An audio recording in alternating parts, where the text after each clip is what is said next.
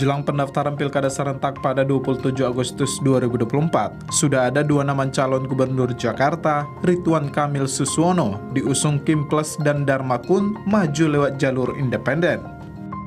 Tetapi peta politik Jakarta berubah usai Mahkamah Konstitusi memutuskan ambang batas syarat pencalonan gubernur.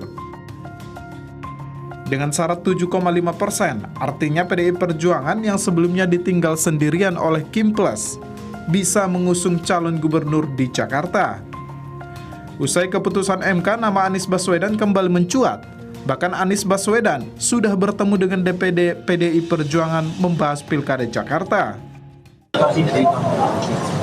Hal-hal yang menyangkut pilkada tentu kita obrolkan, tapi kita semua menunggu apa yang menjadi keputusan. Jadi tadi sama sekali kita tidak menyinggung tentang keputusan, langkah dan lain-lain, karena semuanya ada di DPP partai di luar orang. Tapi kita diskusi, kita ngobrol dan kita bicara tentang masa depan Jakarta. Usai pertemuan tersebut, Ketua DPP PDI Perjuangan Said Abdullah mengatakan partainya akan mengusung Anies Rano Karno di Jakarta. Tetapi hingga Senin siang, PDI Perjuangan belum juga mengumumkan jagoannya di Pilkada Jakarta. Pada Senin pagi dikabarkan Anies sempat menyambangi kantor DPP PDI Perjuangan.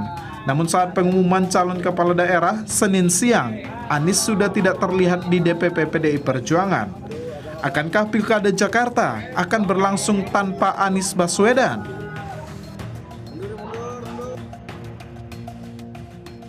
Untuk mengulas lebih dalam terkait siapa yang lebih kuat di Jakarta, Ridwan Kamil atau Anies, sudah bergabung bersama kami. Ada juru bicara PDI Perjuangan Aryo Seno Baskoro. Selamat sore, Mas Seno. Seno, sebenarnya PDI Perjuangan jadi nggak sih ngusung Anies di Pilkada Jakarta, Mas Seno?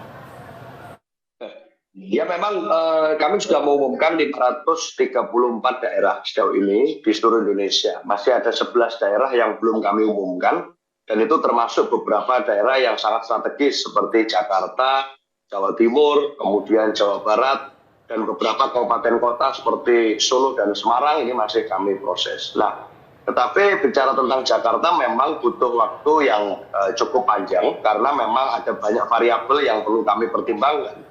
Bahwa nama kader-kader internal kami banyak identik dengan Jakarta, itu satu hal yang menjadi catatan. Tetapi di soal yang lain kita tentu tidak bisa menutup mata bahwa ada banyak suara dari arus bawah yang menginginkan misalnya nama-nama dari eksternal PDI Perjuangan. Dari situlah kenapa kemudian DPD partai di Jakarta membuka ruang komunikasi politik kepada Pak Anies Baswedan dan melakukan komunikasi kemarin.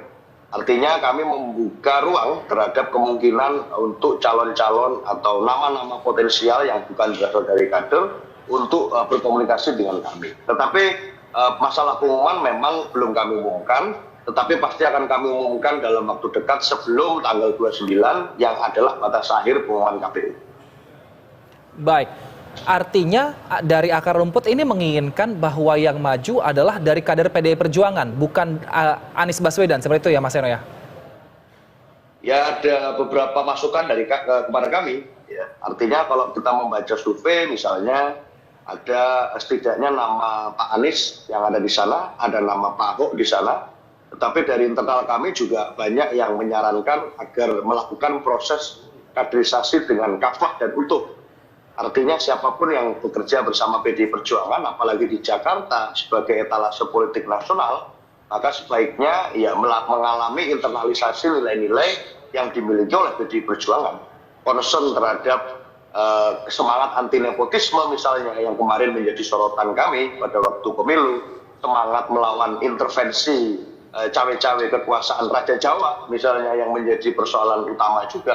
Termasuk juga di luar itu misalnya komitmen kebangsaan, kebinekaan, komitmen kepada prinsip-prinsip anti korupsi, itu yang kemudian keberpihakan kepada rakyat pada saat memimpin, itu yang kami uji dari semua calon.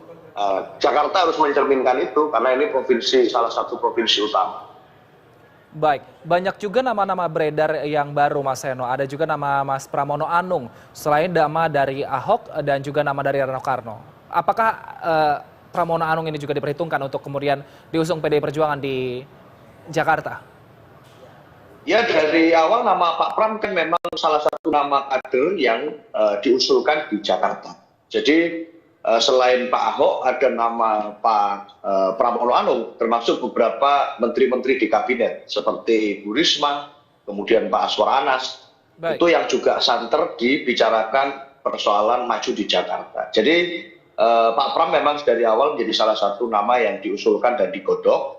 Dan sekarang tentu dilakukan semacam simulasi terkait dengan kemungkinan-kemungkinan politiknya. Apakah kalkulasi politiknya, kalau kita bicara mengambil tokoh dari luar, apakah nanti hitung-hitungannya adalah 1 tambah 1 otomatis sama dengan 2? Nah, apakah itu otomatis akan terakumulasi jumlah konstituen kami dengan konstituen dari calon eksternal ke dalam suara elektoral? Nah, ini yang harus kami pertimbangkan baik-baik. Sehingga nama-nama dari internal pun kami godok dengan matang. Itu, Mas. Baik, tapi tadi pagi informasi yang kami dapatkan bahwa Anies Baswedan datang ke kantor PDI Perjuangan dengan menggunakan batik merah. Lantas pada saat pengumuman siang tadi ternyata namanya tidak disebutkan. Apakah memang ada yang belum deal, tanda kutip, di PDI Perjuangan dengan Anies Baswedan, Mas Seno? Enggak, secara momentum memang teknisnya itu belum Jakarta, termasuk beberapa daerah lain yang saya sebutkan tadi. Bahwa Pak Anies Baswedan datang ke DPP partai, kami tentu membuka ruang komunikasi yang baik. Tadi diterima langsung oleh Pak Rano Karno sebagai Ketua DPP partai. Jadi ini bentuk dari komunikasi politik, dan Pak Anies juga ngobrol banyak dengan Pak Rano tadi, seperti sebelumnya sudah ketemu dengan kawan-kawan DPD Provinsi Jakarta. Tapi Jakarta kan memang belum. Jadi nanti dalam waktu yang tepat, timing yang tepat, saya tidak mau ngisi kerso kewenangan Ketua Umum, nanti akan segera diumumkan sebelum masa pendaftaran di KPU berakhir. Tetapi prinsipnya satu, ya siapapun nama-nama orang yang berkeinginan untuk maju bersama dengan PDI Perjuangan, Mas, ya harus melakukan kalibrasi dan internalisasi nilai-nilai yang sama dengan nilai-nilai yang selama ini diperjuangkan oleh partai. Karena sebagai partai tentu kita punya rule of the game, kita punya aturan main. Sama dengan orang masuk OSIS, masuk organisasi, masuk BEM, sebelum nanti akan didukung untuk melakukan sesuatu bersama, di-endorse untuk melakukan sesuatu bersama, ya sebaiknya mengikuti proses dan aturan main yang ada di dalam setiap organisasi. Di partai politik pun sama, di PDI Perjuangan apalagi, karena kita selama ini mempromosikan nilai-nilai kaderisasi, nilai meritokrasi, kita membuat sekolah partai. Ini tentu semuanya dimaksudkan untuk menjadi partai yang memiliki pelembagaan partai yang baik. Jadi tidak bisa nanti saat sudah masuk di dalam satu partai, masuk ke kami, lalu prinsipnya ada pemain yang lebih besar dari klubnya. Ini berbahaya, karena dari ada game yang kami miliki, kalau kita ingin melakukan sustainability di dalam pelembagaan partai, maka prinsipnya harus satu. Pelembagaan partai harus lebih besar dari sekedar bicara mengakomodir aktor-aktor. Prinsipnya di situ. Baik, saat ini kan Anies Baswedan adalah aktor politik karena memang dia belum bergabung dalam partai politik. Mungkinkah Anies dalam waktu beberapa hari ke depan bisa bergabung dengan PDI Perjuangan menjadi kader, lalu kemudian diusung, Mas Seno? Ya, artinya kan kami ini partai yang nggak mau melakukan atau memaksakan kawin paksa politik. Jadi memaksa orang, mengunci langkah orang karena kita meminta dia untuk melakukan sesuatu yang di luar kehendaknya. Bagi kami, keinginan untuk bergabung dengan PDI Perjuangan itu harus dilandasi kesadaran dan kemauan personal. Artinya kami tidak ingin agar memaksa orang untuk masuk ke partai, siapapun. Karena yang penting kan jangka panjangnya bicara berpartai ini maraton, bukan sekedar sprint. Kalau pemilu mungkin hanya sprint sekali terus selesai. Nah, PDI Perjuangan tidak bisa seperti itu. Kita kalau dipakai istilah Bu Ketua Umum tadi, nggak bisa hanya dompleng. Jadi memang harus berproses di sana, harus berinternalisasi secara nilai, dan itu membutuhkan kesabaran. Itu, Mas. Baik, singkat saja Mas Seno, artinya PDI Perjuangan lebih memilih kadernya untuk maju di Jakarta, seperti itu ya? Tentu saja di semua daerah kita mendorong kaderisasi yang baik. Muara dari semua kaderisasi itu ya kontestasi di pilkada. Tetapi kita tidak menutup pintu bagi siapapun. Bahwa kita mengalami sejarah kontestasi pemilu dengan Pak Anies di tahun 2017, yes. Baik. Tapi kan setelah itu ini ada peristiwa demi peristiwa politik yang bukan ruang hampa, termasuk Pilpres. Maka rasionalisasi untuk bicara dalam irisan-irisan kepentingan concern Ini kemudian kami bertemu di ruang-ruang itu terkait semangat melawan nepotisme, semangat melawan intervensi kekuasaan, itu yang kami rasa kami sepakat di situ. Persoalan akan menjadi calon gubernur dari kami atau tidak, kita tunggu tanggal mainnya.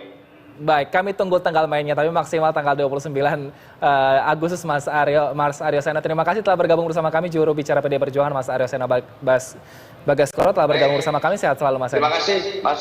Selamat sore. Selamat sore, Mas.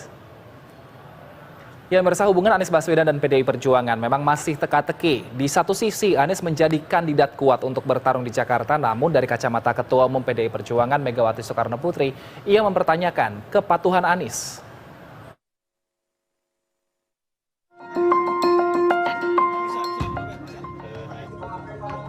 Sejumlah survei menyebutkan nama Anies Baswedan masih dipertimbangkan untuk bertarung di pemilihan Gubernur Jakarta.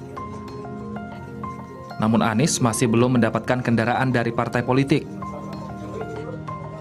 Sementara PDI Perjuangan sudah memasukkan Anies dalam radar bakal calon yang akan diusung. Anies sempat menyambangi DPD PDI Perjuangan di kawasan Cakung, Jakarta Timur pada Sabtu 24 Agustus lalu. Didampingi Tom Lembong, Anies disambut Wakil Sekretaris Bidang Internal Bambang Mujiono dan seluruh petinggi DPD PDIP Jakarta. Meski nama Anies sudah masuk radar, Ketua Umum PDI Perjuangan Megawati Soekarno Putri menegaskan bahwa enggan mengusung Anies Baswedan. Menurutnya, Anies Baswedan akan mendapatkan restu dari PDI Perjuangan maju dalam Pilkada 2024 jika mantan Gubernur Jakarta itu mau mengikuti aturan PDI Perjuangan.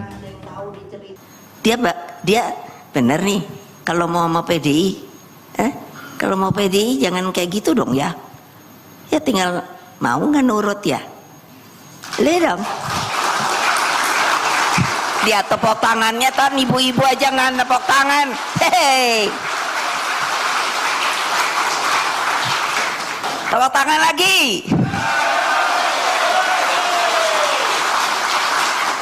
Loh, saya tuh suka jadi garuk-garuk kepala loh. Enak amat ya. Sekarang kita dicari dukungannya, Yop. Bingung saya lu. Lalu kamu kemana ya kemarin sore ya? Oh iyalah. Ayo. Mbok jangan gitu dong. Nasib Anies Baswedan kini menanti PDI Perjuangan. Setelah putusan MK mengenai pilkada diberlakukan, PDI Perjuangan berhak mengusung calon kepala daerah di Jakarta sendiri. Akankah PDI Perjuangan meminang Anies Baswedan untuk Jakarta? Tim Liputan BTV. Meski PDI Perjuangan nantinya batal usung Anies, tetapi jika PDI Perjuangan usung calon akan ada 3 poros di Pilkada Jakarta. Untuk membahas mengenai peta kekuatan calon gubernur Jakarta, kita sudah bergabung bersama dengan Direktur Parameter Politik Indonesia, Adi Praitno. Selamat sore, Mas Adi. Sore, Mas. Baik, Mas Adi, ini artinya akan ada 3 poros di Jakarta. Peta politiknya seperti apa dan juga peta suara masyarakat Jakarta seperti apa? Apakah akan terulang kembali seperti di 2017, 2 putaran seperti itu? Saya kira yang akan menarik itu antara jagoan yang diusung oleh Kim Plus, Ridwan Kamil Suswono, dengan jagoan yang akan diusung oleh PDIP. Karena ini adalah 2 variabel yang saya kira saling head to head dan saling berhadapan-hadapan. Akan menjadi katalisator yang saya kira memungkinkan rivalitasnya akan semakin terbuka. Sorry to say, salon dari perseorangan ini kan dianggap tidak terlampau penting sebenarnya, karena dari segi popularitas dan elektabilitas termasuk tidak mewakili kelompok kepentingan politik manapun. Makanya saya meyakini sekalipun ada 3 poros yang akan menghangat persaingan politiknya antara kubu yang diusung oleh PDIP dan Kim Plus. Nah, yang kedua tentu persaingannya akan jauh lebih menarik dan kompetitif jika PDIP mengusung Anies Baswedan ya, karena apapun Anies ini elektabilitasnya paling kuat, paling menjulang, dan saya kira relatif memang sangat kompetitif jika berhadapan dengan Ridwan Kamil dan Suswono. Oleh karena itu ya kita tinggal tunggu sebenarnya PDIP siapa yang akan diusung, karena kalau nama-nama lain di luar Anies bagi saya nggak terlampau menarik untuk diperbincangkan, karena dari segi kekuatan politik, karena dari segi ketokohan, saya kira memang masih jauh lebih diuntungkan Ridwan Kamil Suswono. Sebut saja misalnya nama seperti Pramono Anung ataupun Ahok sekalipun, saya kira ini agak sulit bersaing dengan Ridwan Kamil ya, yang saya kira memang belakangan kerja-kerja politiknya mulai agresif dan diusung oleh kekuatan partai yang cukup luar biasa. Oleh karena itu, kalau kita yang melihat dari jauh, kalau mau realistis, memang PDIP memang harus menggandeng Anies Baswedan untuk dijadikan sebagai calon gubernur dan wakilnya dari PDIP. Saya kira ini akan menjadi pasangan yang menurut saya klop, menjadi penantang yang cukup serius bagi Ridwan Kamil dan Suswono. Nah, tapi yang menarik tadi adalah sebenarnya Anies Baswedan sudah datang ke kantor DPP PDI Perjuangan pagi, namun sehingga siang pada saat pengumuman ternyata namanya tidak diumumkan. Sebenarnya kalau Mas Adi sendiri melihatnya di belakang layar, seperti apa komunikasi yang belum deal antara Anies Baswedan dan PDI Perjuangan? Anies punya nilai jual dan PDI juga bisa mengantarkan Anies sebenarnya. Apa yang nggak klop?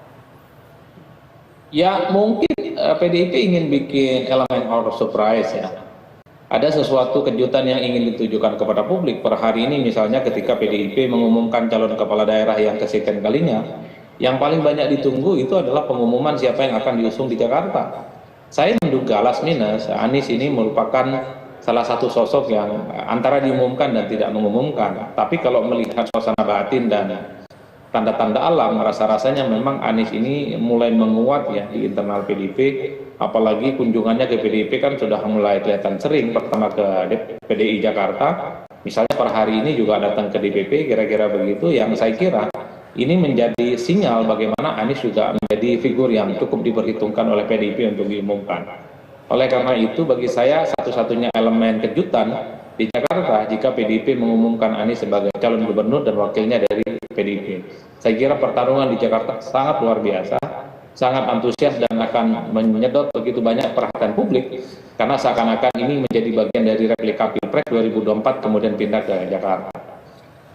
Baik, tapi sepertinya ada pride dari PDI Perjuangan yang sampai sekarang sepertinya belum mau diturunkan oleh Megawati Soekarno Putri. Bahkan kalau misalnya kita lihat di beberapa daerah kayak di Sumatera misalnya, Edi Rahmayadi yang sebelumnya kader partai lain namun ini akan menjadi kader Demokrat dan kemudian diusung. Nah, mungkinkah skenario yang sama terjadi Mas Adi di Jakarta? Anies akan direkrut terlebih dahulu menjadi anggota, baru kemudian diusung? Ya, bagi saya sebenarnya tidak bagus kalau Anies harus dipaksa untuk menjadi bagian dari PDIP saat ini. Ini kan semacam paksaan yang kemudian membuat publik menilai seakan-akan Anies jika menjadi bagian dari PDIP terpaksa. Kalau mau memang harus bikin fakta integritas. Andai Anies misalnya terpilih sebagai gubernur Jakarta di kemudian hari harus menjadi bagian dari PDIP, jauh lebih elegan dan jauh lebih memungkinkan. Karena per hari ini kenapa dukungan ke Anies itu kuat? Karena memang Anies tidak memiliki partai. Karena Anies ini adalah independen yang saya kira memang kekuatan politiknya terletak pada soal karena Anies memang tidak punya partai politik. Oleh karena itu, kalau kemudian Anies misalnya diberikan syarat harus maju PDIP, kemudian harus menjadi tiket untuk maju di Jakarta, secara komunikasi politik kurang bagus. Khawatir justru menimbulkan resistensi dari pendukung-pendukung Anies yang memang selama ini cukup berjarak dengan PDIP. Bagi saya cukup berjalan secara alamiah. Toh Anies mengusung PDIP nggak ada salahnya dan bukan suatu hal yang dosa. Karena ini kan kerjasama politik. Toh PKS juga sering bekerja sama dengan PDIP, PDIP juga sering bekerja sama dengan PKS di berbagai tempat yang menunjukkan jarak-jarak psikologi politik dengan partai yang lain itu masih bisa terabas. Oleh karena itu, bagi saya ketika PDIP kerjasama dengan Anies nggak ada masalah, bukan suatu hal yang dosa, bukan suatu hal yang dilebih-lebihkan. Yang paling penting pendamping Anies itu dari PDIP akan menjadi runyam, akan menjadi sulit kalau dua-duanya itu bukan PDIP. Calonnya adalah Anies, wakilnya bukan dari PDIP. Bagi saya kalau itu yang terjadi maka PDIP akan dibully. Oleh karena itu, karena ini kerjasama politik ya tidak harus Anies menjadi kader dari PDIP. Baik. Kalau misalnya seandainya PDI Perjuangan akhirnya mengusung Anies, seperti apa suara dari warga Jakarta untuk Pilgub? Apakah RK dengan komunikasi yang sampai sekarang dinilai RK merupakan warga Jawa Barat, tapi kemudian datang ke Jakarta ini bisa menggerus suara Ridwan Kamil di Jakarta, Mas Adi? Ya kalau kita membaca hasil survei Mas, elektabilitas Anies ini memang paling menjulang dan sulit untuk dikejar oleh figur-figur lain. Jadi kalau kita membaca angka-angka statistik, kalau Anies maju, jadi probabilitas kemenangannya jauh lebih terbuka dibandingkan yang lain. Apalagi misalnya di atas kertas, Anies mewakili kelompok Islam, didukung oleh PDIP yang memiliki kelompok nasionalis. Ini merupakan perpaduan yang cukup klop dan saling melengkapi satu sama yang lain. PR-nya adalah bagaimana PDIP meyakinkan pemilihnya agar mau menerima Anies, dan kemudian pemilih Anies, PR-nya Anies itu meyakinkan pemilihnya untuk menerima jagoan yang diusung oleh PDIP. Kalau ini yang terjadi maka Anies semakin kuat.